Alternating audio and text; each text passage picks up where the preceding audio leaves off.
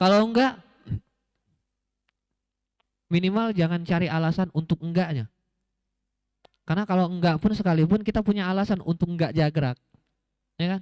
Bahkan 1000, 2000 alasan bisa kita keluarkan untuk meyakinkan semua orang kalau iya bener begini loh gua mah emang orangnya begini. Ya gua di rumah sibuk. Ya gua orangnya ya begitulah. Gua tadi begini. Ya atau mungkin macet. Ya, gua tadi macet. Ya. Oh gua kesiangan. Banyak alasan yang kita keluar untuk meyakinkan setiap orang bahwa yang kita lakukan gak salah. Yang kita lakukan benar. Kenapa kita mesti melakukan itu? Kenapa kita belokin? Kita ubah alasannya. Kita ubah. Kita kasih tahu sama orang-orang. Kita yakinkan semua orang bahwa gua bisa. Bisa gerak. Bisa melakukan ini, bisa melakukan itu, bisa semangat. Dan bisa mencapai sesuatu. Kita yakinkan semua orang. Bukan meyakinkan semua orang dengan kebodohan kita, kelemahan kita, kemalasan kita. Atau ketidakproduktifan kita, ketidakkreatifan kita, tidak punya inisiatifnya kita. Kita berusaha meyakinkan orang. Balik alasannya. Gue punya 1000 alasan untuk tidak diremehkan orang. Yakinkan semua orang. Gue punya 1000 alasan untuk gue bisa gerak maju ke depan. Yakinkan semua orang bahwa benar, gue bisa. Bahwa benar di sini itu berbeda. Bahwa benar gue orangnya bisa produktif, gue orangnya kreatif, gue punya inisiatif dan gue bisa berkembang. Jangan yakinkan orang dengan hal yang sebaliknya. Walaupun kita nggak ngomong sekalipun, kita meyakinkan orang dengan sikap kita. Kita meyakinkan orang dengan hal-hal yang kita tunjukkan dari diri kita. Ya. Siapa orang yang mau bilang kita rajin kalau kita kenyataannya malas? Siapa orang yang mau bilangin kita selalu ini orang datangnya pagi terus, sementara kita orang yang datang jam 10 terus? Tanpa kita ngomong, tanpa kita kasih tahu orang, oh gue rajin, nggak perlu. Karena dengan kita seringnya datangnya telat, siapapun orang pasti bilang, ini anak malas.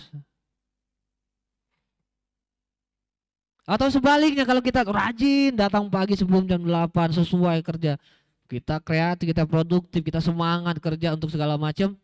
Siapa orang yang mau bilang kita sebaliknya? Tanpa kita bilang, weh gua rajin, gua nggak males. Nggak ada yang bakal bilang itu. Sebenci apapun dia sama lu. Ya, ingat.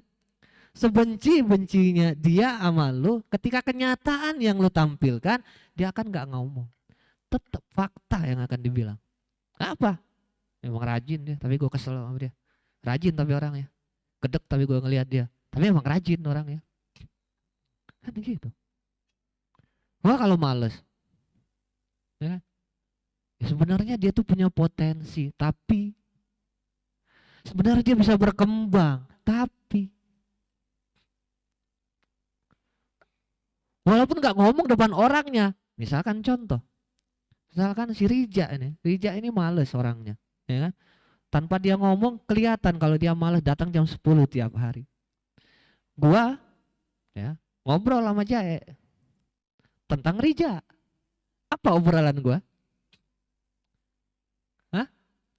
Apa obrolan gue? Ya si Rija itu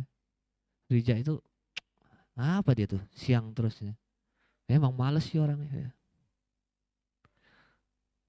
Ya, sinkron antara gua sama Jay. Iya bener emang orangnya kayak gitu. Nggak akan gua protes ketika Jay, wah si Jay itu orangnya malas. Enggak rajin. Bullshit. Nggak mungkin. Untuk perkara seperti itu kita akan jujur. Ketika ada si A lagi misalkan, ada yang rajin.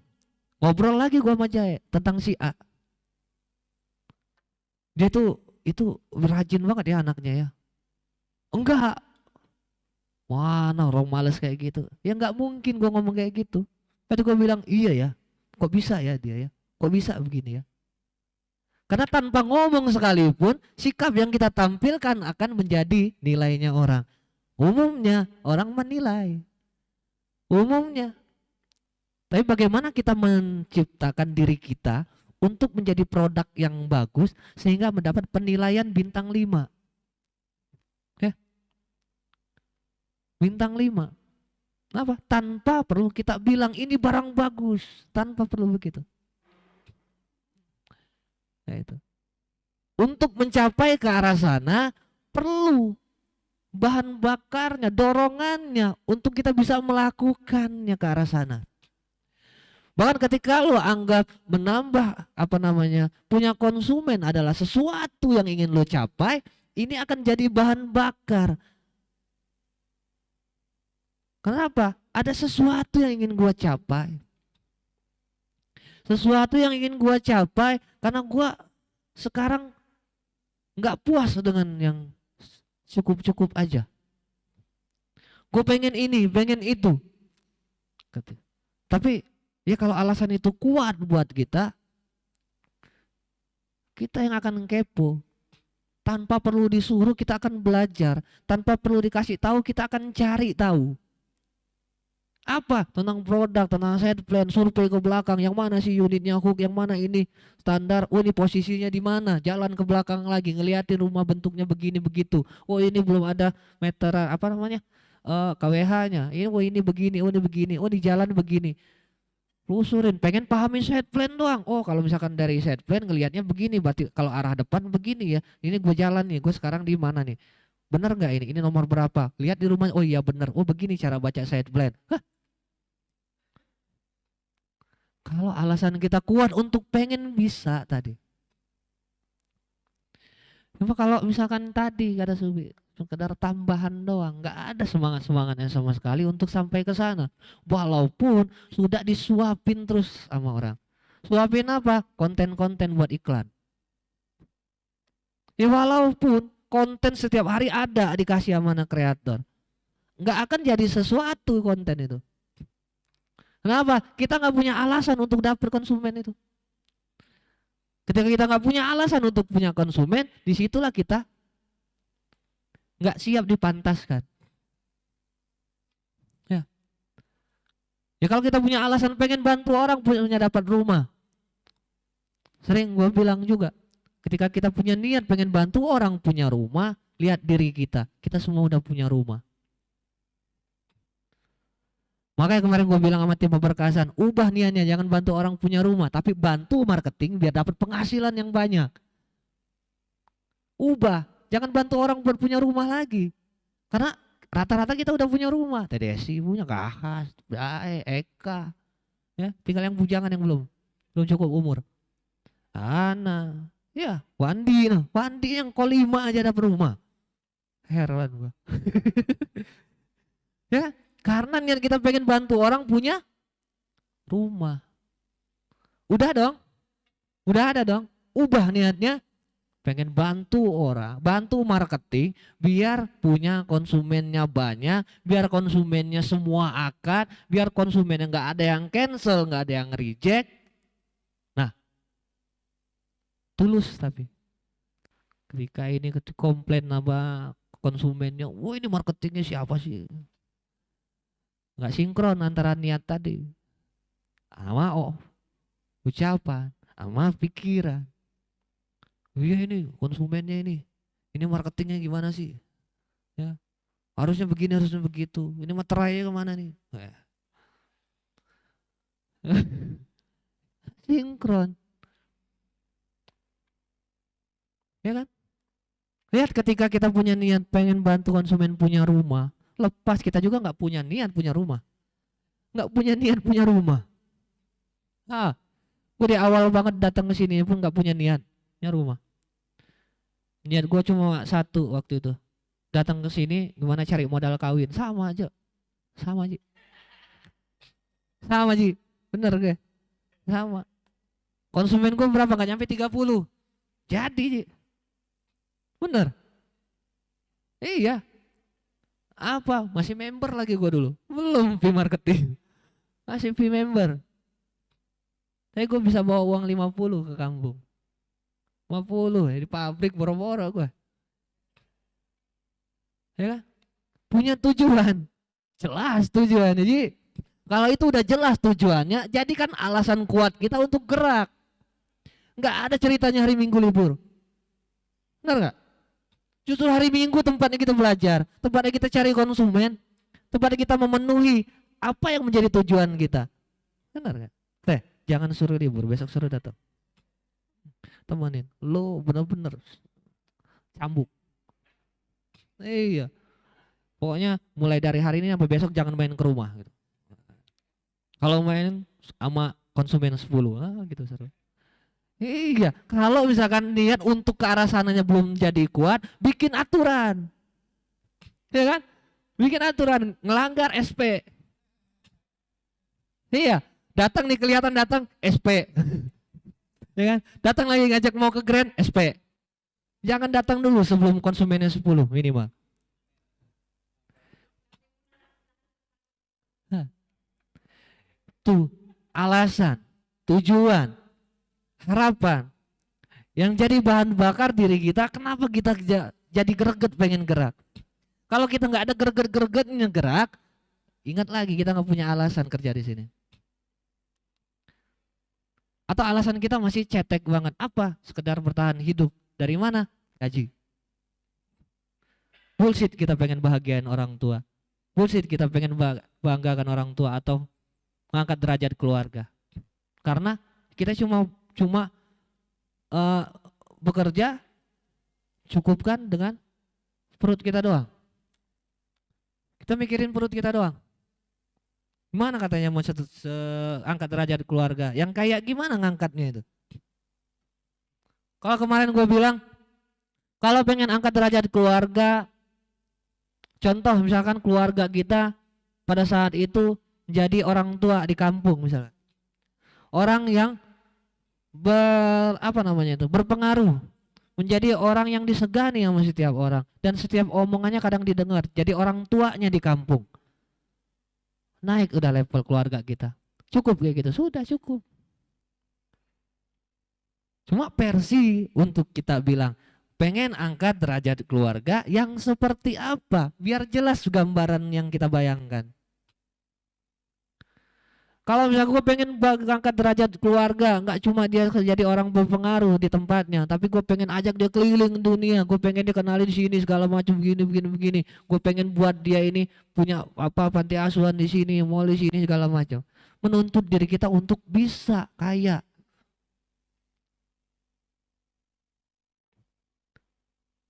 Atau yang paling keren itu gue pengen angkat derajat keluarga gue biar lebih tinggi dari keluarga gue yang lain. Kenapa? Karena kalau keluarga, lihat keluarganya agak jatuh dikit, lebaran banyak alasan. Nggak mau nyamper. Corona. Jadi alasan. Ya. Atau kalau datang udah kepepet-pepet banget baru mau datang. Kenapa? Walaupun keluarga. Ya kan? Kenapa? Nggak punya. Nanti kalau di sinetron tuh nanti gua ketularan miskin ya. Gitu. Yang seperti apa? Temukan sehingga kita bisa bergerak. Bergerak dari sekarang. Jadi jangan pakai istirahat dulu waktu kita. Masih panjang. Ya. Sekarang kalau masih pada bujangan, yang udah berkeluarga, ya kan?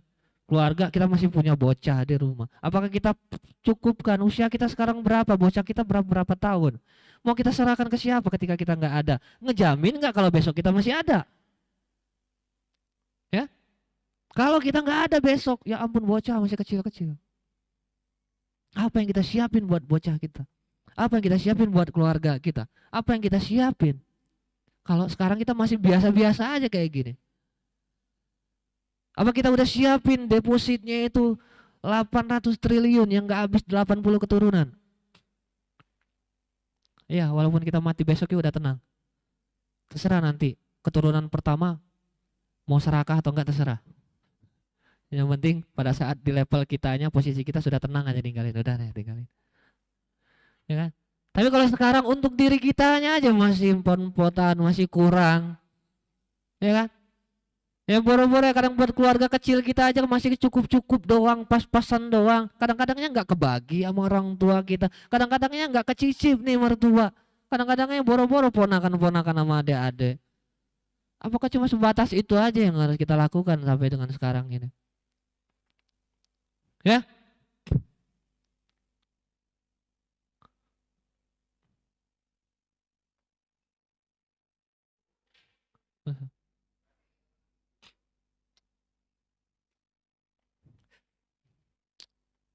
Panjangan, gue berapa jam dari ngomong?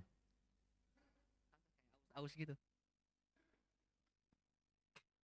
Oke, gue harap semuanya bisa paham. Gue harap semuanya bisa menyerap apa yang gue sampaikan. Maksud daripada yang gue sampaikan tadi. Sehingga nanti ada beberapa orang yang maju. Gue tunjuk. Ya, seperti biasa. Ada beberapa orang yang sesuai hitungan harus maju. Ya, gue pengen kalian jawab pertanyaannya. Apa alasan atau tujuan kita berada di sini? Tapi perhatikan ketika kita berbicara tentang alasan, kita berbicara tentang tujuan, artinya kita berbicara tentang sesuatu yang kita bayangkan.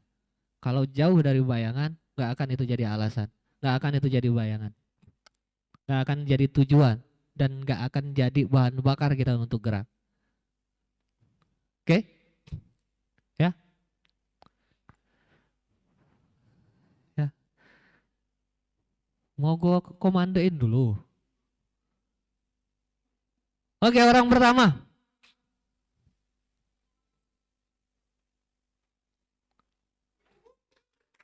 Oke, Bang Ucok.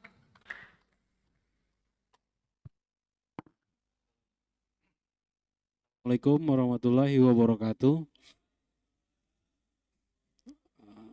Eh, apa alasan dan tujuan kamu berada di sini? Mungkin alasan dan tujuan pribadi saya yang pertama mungkin keluarga.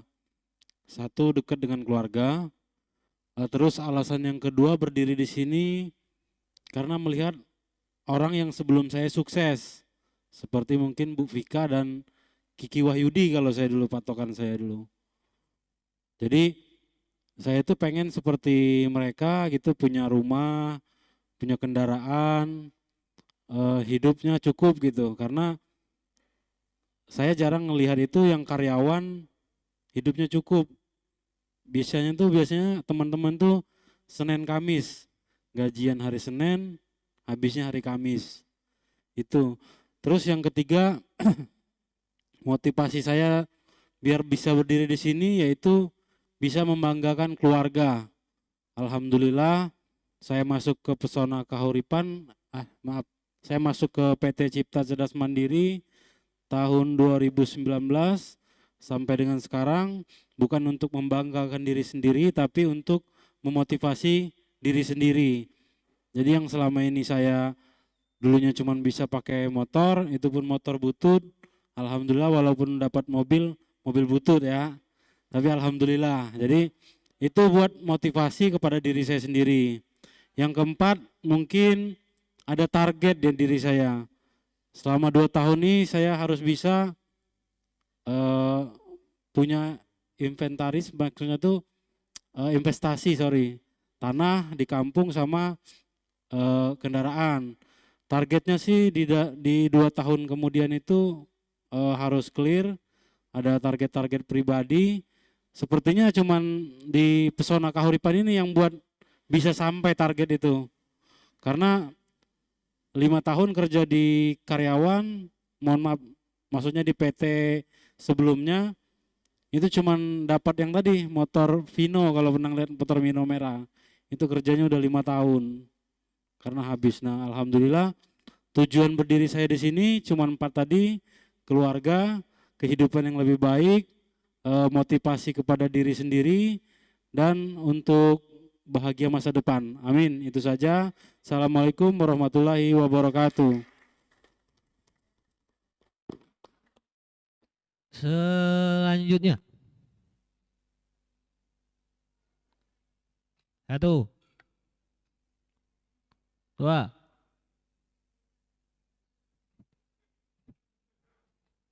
Tiga.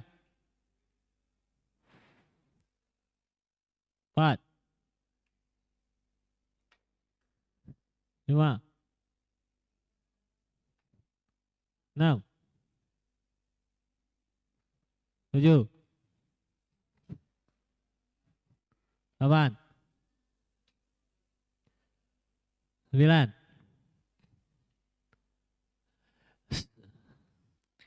As, as, as.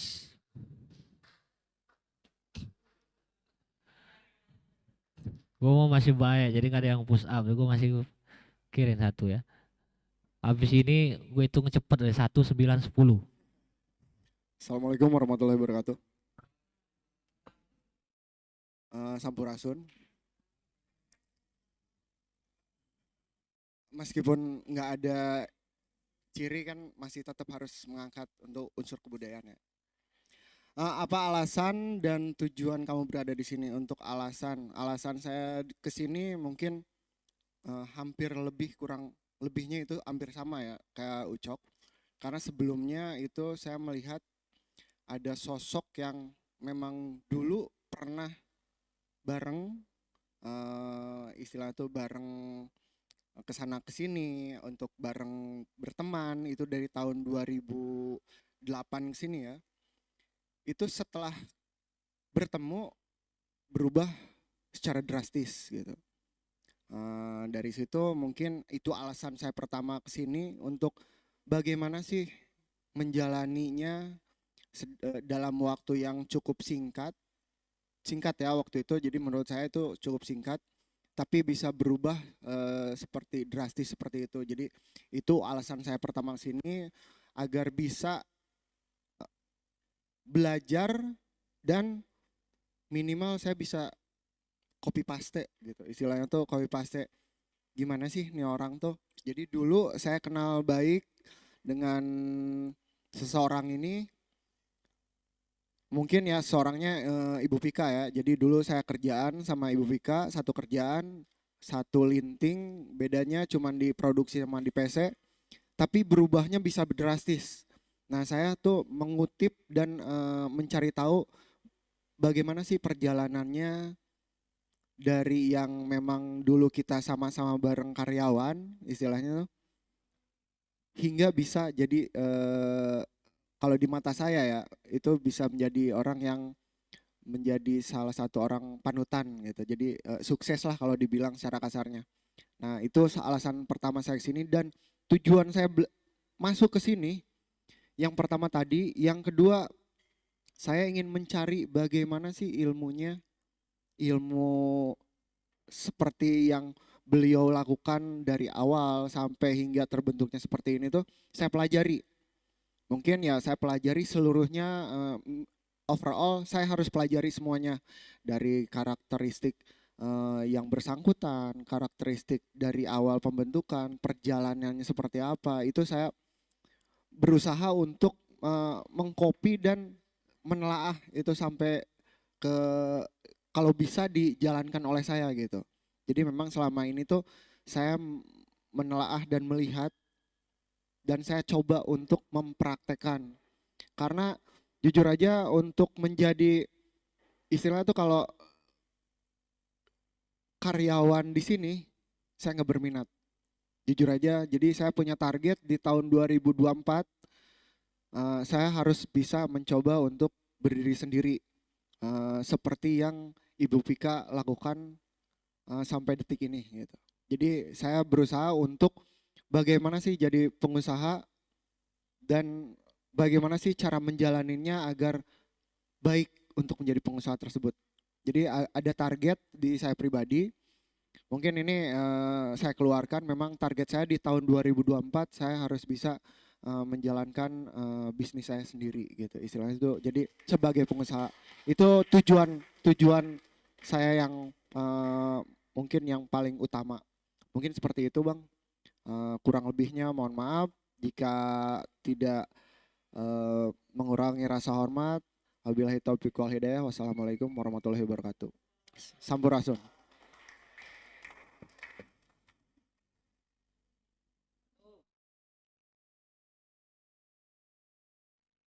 Tujuh.